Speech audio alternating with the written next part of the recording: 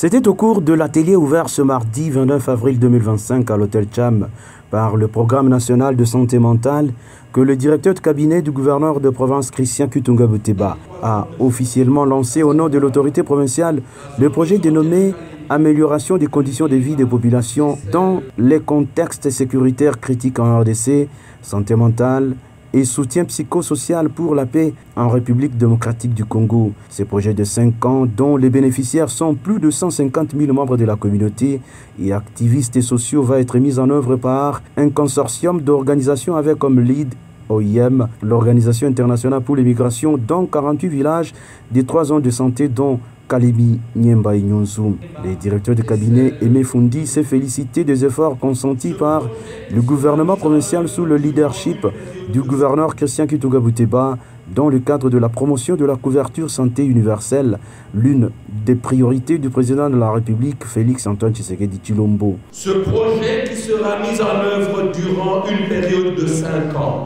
va à court terme répondre à l'amélioration des conditions de vie des populations et à un soutien psychosocial pour la consolidation de la paix au Tanganyika. Pour le directeur national du Programme national de santé mentale, Gédéon Samba, ce projet vise la consolidation de la paix, la réduction de violences, voire le renforcement de la résilience des populations affectées par les conflits dans les zones de mise en œuvre. Ce projet est unique, le premier en République démocratique du Congo.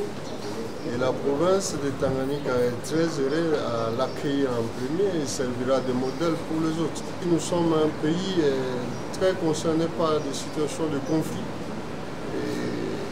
et que nous voulons expérimenter cette hypothèse selon laquelle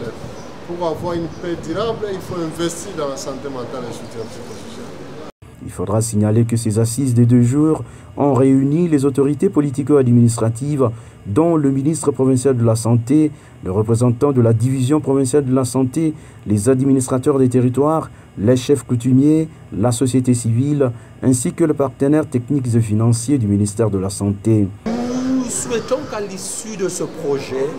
que cette manière d'opérer la santé mentale puisse avoir un impact sur la paix et la stabilité dans notre province. À l'occasion, plusieurs présentations ont été faites en vue d'informer non seulement les participants à cet atelier, mais également l'ensemble de la population sur les questions majeures liées à la santé mentale. Et le gouverneur Christian Kutunga Bouteba reste résolument engagé pour la consolidation de la paix ainsi que le vivre ensemble des communautés, gage d'un véritable développement socio-économique de la province du Tanganyika.